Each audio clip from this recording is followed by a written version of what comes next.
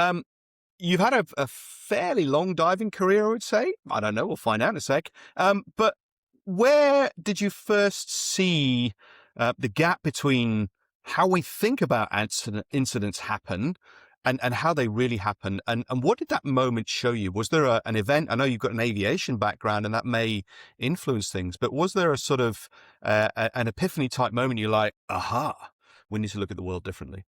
Well, the epiphany was being hit by a metaphorical mirror, but but I know when that honestly, happened.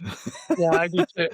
But honestly, I mean, I've always been a systems guy, right? Yeah. So in my degree is in computer engineering.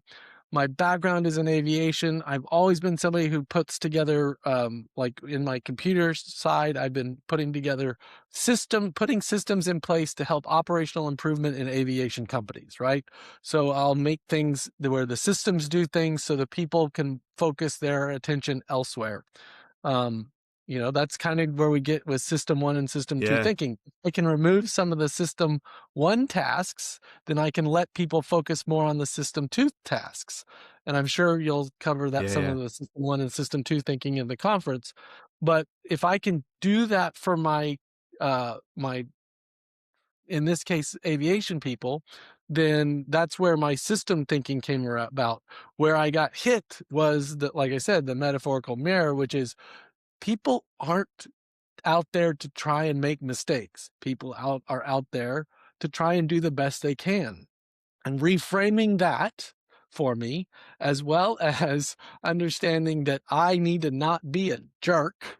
Yeah. Yeah. Uh, I mean, it literally was a turning point, a catalyst for Sure. me that changed the way I was. I mean, I'll give you a very realistic example. At the dive shop, prior to taking the applied skills class, people were afraid of making mistakes around me because I always found their mistakes, Yeah. Yeah. right? And I don't really feel like I let them know I found your mistakes, but they felt like I let them know I found Yeah. their mistakes.